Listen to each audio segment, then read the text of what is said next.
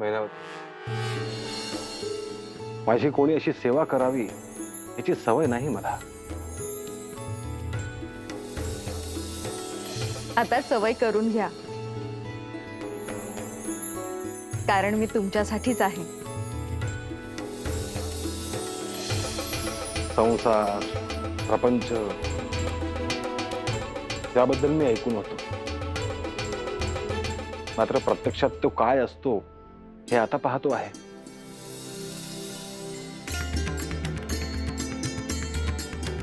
माझ्यासाठी सुद्धा हा पहिलाच अनुभव आहे. हनुमंत इथे राहिले होते ना? हो, मुळात ते ब्रह्मचारी. त्यांना स्त्रीची सावली सुद्धा सहन व्हायची नाही. मग माझ्या लक्षात आलं, मी त्यांच्या सोबत संसार करू शकत नाही. मुळात प्रेम हवं होतं, ते सुद्धा नाही झालं.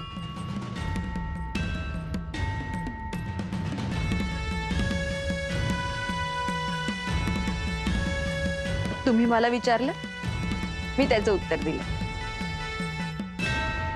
आता तुम्ही मला सांगा, याआधी तुमच्या आयुष्यात कोणती स्त्री येऊन गेली आहे का? बाळा जो जो रे, बाळा जो जो रे, बाळा जो जो रे.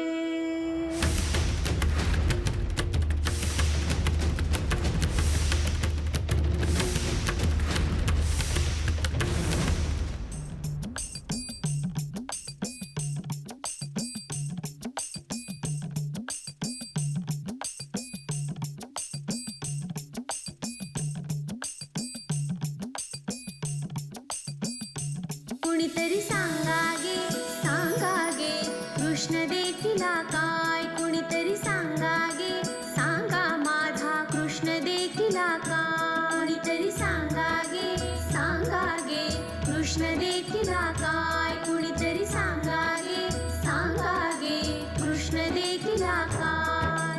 हाती घेऊन या मच्छिंद्र, मच्छिंद्र मच्छिंद्र. कुणीतरी सांगा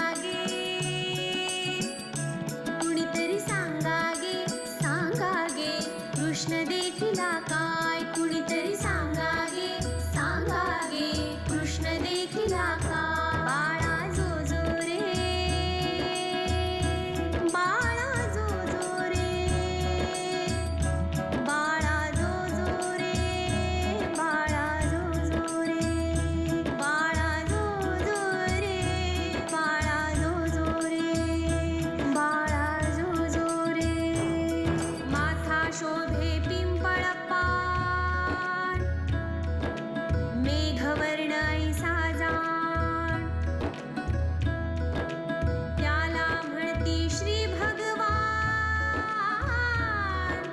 योगी विश्रांती हे ध्यान. कुणीतरी सांगा गे कृष्ण देखिला का. बाळा जो जो रे, बाळा जो जो रे.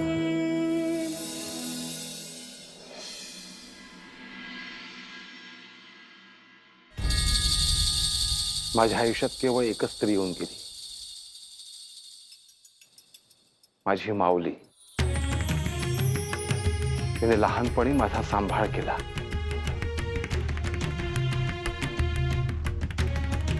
याचा अर्थ तुमच्या आयुष्यातली पहिली स्त्री मीच आहे? होय. नाम तुझे स्मरते,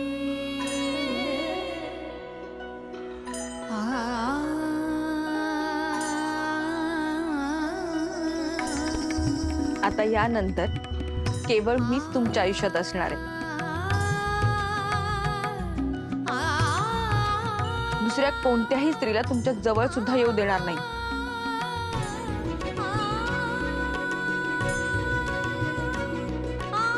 मैनावती, तू या गोष्टीचा जास्त विचार करू नकोस ना. असे का म्हणतात? कारण आयुष्य कोणत्या क्षणी काय वाढून ठेवेल हे सांगता येत नाही.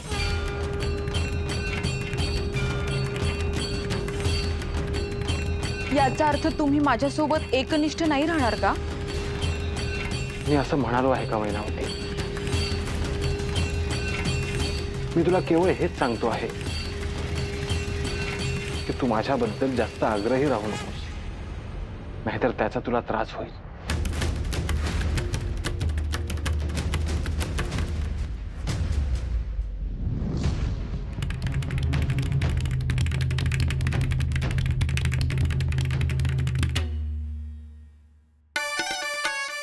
अगं बया, दार तर बंदच आहे.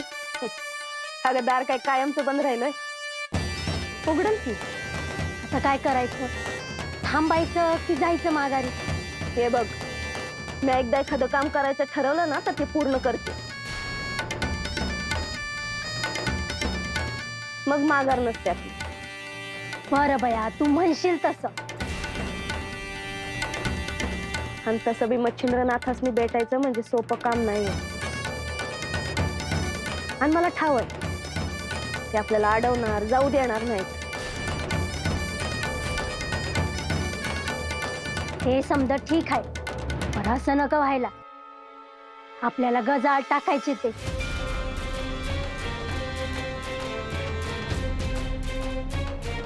अगं ते एवढं सोपं काम नाहीये. आणि एका भानुमतीला आत टाकलं ना तर 100 भानुमती उभ्या राहतील.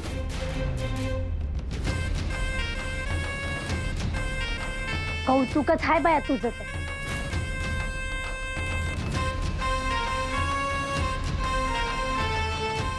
वाट बघायची आहे ना? बघू.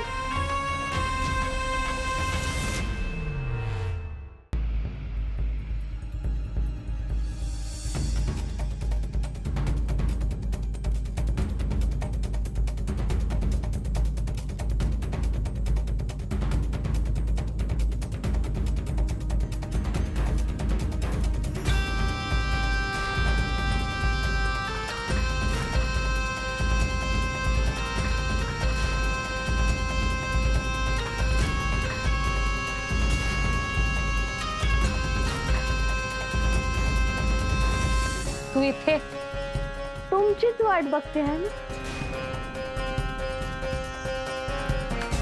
भानामती, इथे येण्याच्याही काही पद्धती आहेत. हो, मला ठावच नाही ना. ठाऊक नाही की समजून घ्यायचं नाही. आता एक तर तुम्ही वाड्यात येऊ देत नाही, कसं समजल? इथे कशाला आलीस? तिचं काम आहे एक. काय ते लवकर सांग. राज्यकारभाराची कामं सुरू होतील आणि देवींना समजलं तर रागावतील त्या. असं मच्छिंद्रनाथासनी भेटायचं आहे.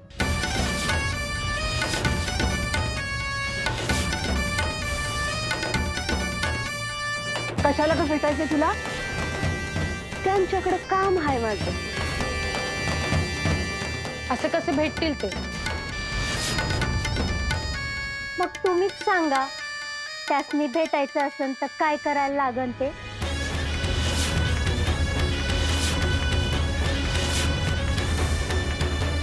तू आल्या पावली माघारी जा. नको त्या गोष्टीत लक्ष घालू नकोस. हे बघ, मी त्यासनी भेटल्या बिगर जाणार नाही.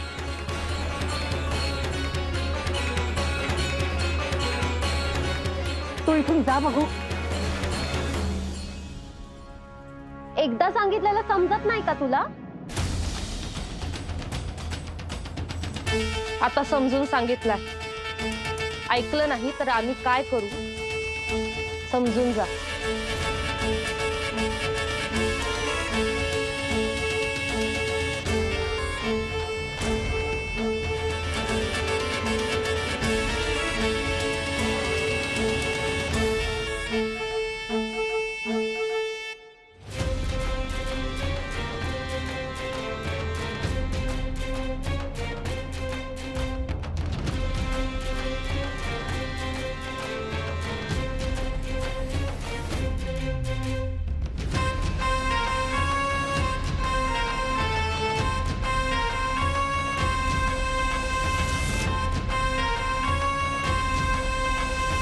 देवी, आत येण्याची अनुमती आहे का?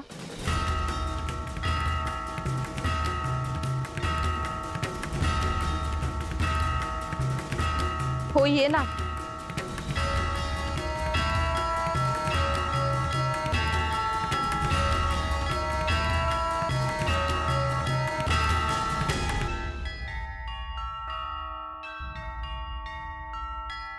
देवी, एक महत्वाचं सांगायचं आहे.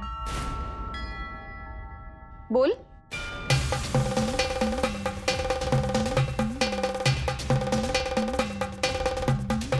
देवी, इथे नाही सांगता येणार. तुम्हाला एक विनंती आहे. तुम्ही कक्षाच्या बाहेर येता का?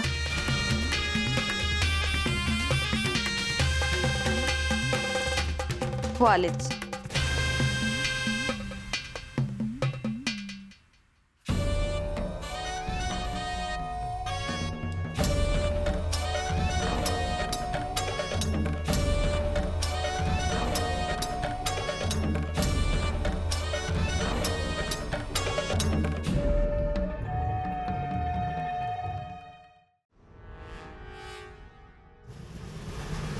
मैनावती, आयुष्य कधीही काहीही घडवू शकतं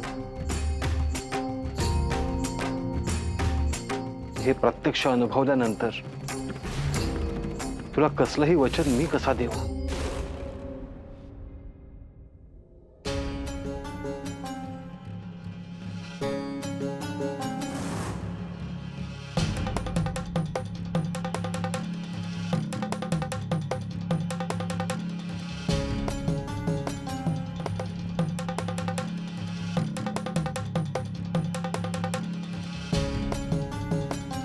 काय झालं?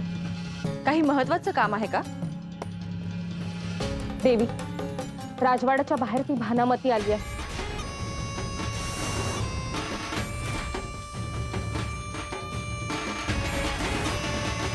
देवी, तुम्ही प्रत्यक्ष आलात तर बरं होईल. त्या भानामतीचं राजवाड्याबाहेर येणं बंद करायला हवं. होय देवी, पण तिचा स्वभाव तुम्हाला माहिती आहे ना. आणि आता काही गोष्टी ती मुद्दाम करेल. आम्ही तिला परत पाठवू शकतो, पण तुम्ही जर एकदा तिच्याशी बोललात तरी ती पुन्हा धाडस करणार नाही देवी. असं असेल तर यायलाच हवं.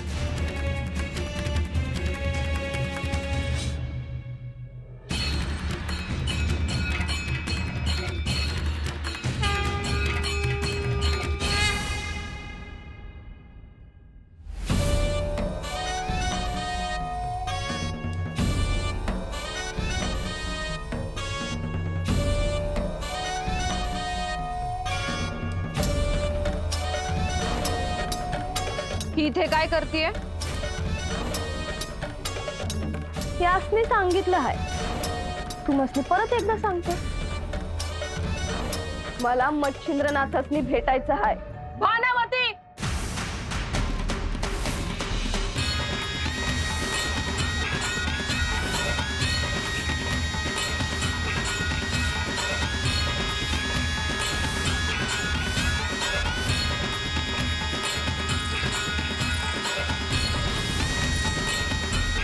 तोंडातून श्रीनाथांचं नावही घ्यायचं नाही, नाहीतर हातपाय वेगळे करेन.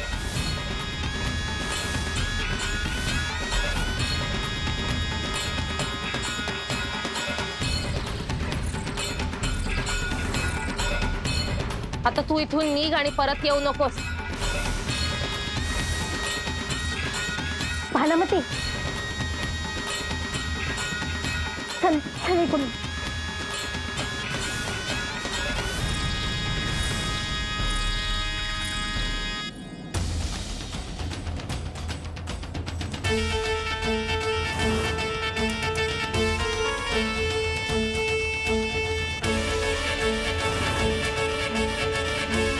देवी, आपण शांत व्हा.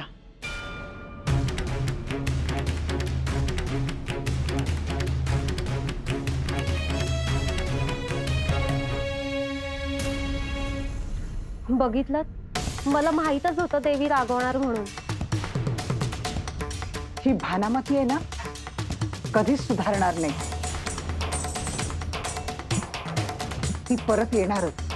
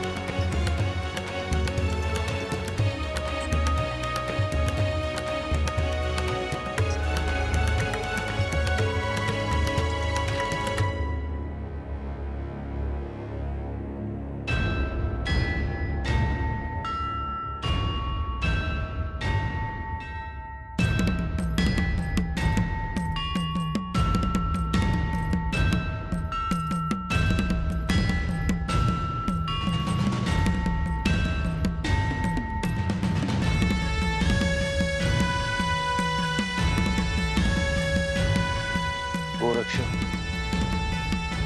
आज मला तुझी फार आठवण येत आहे.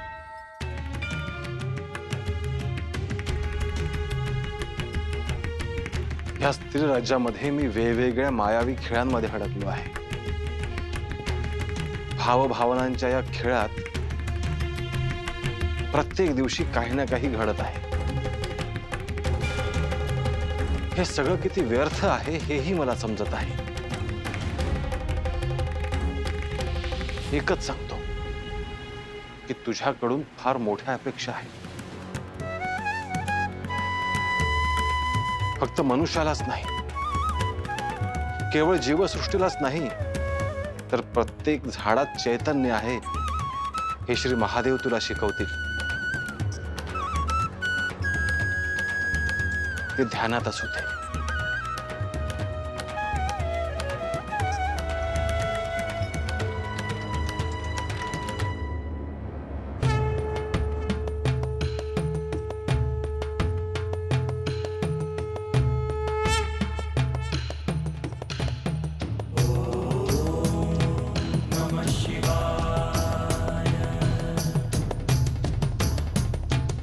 गोरक्ष,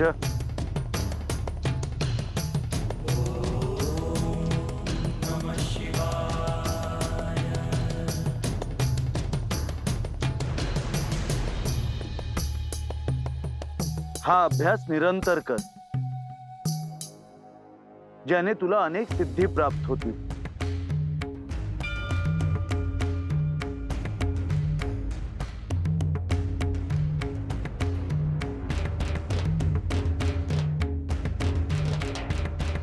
गोरक्ष, इथे ये.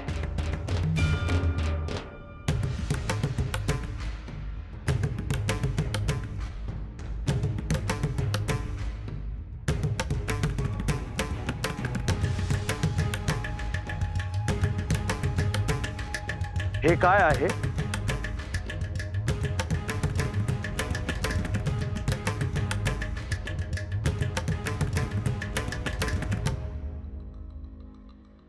हे वृक्ष आहे.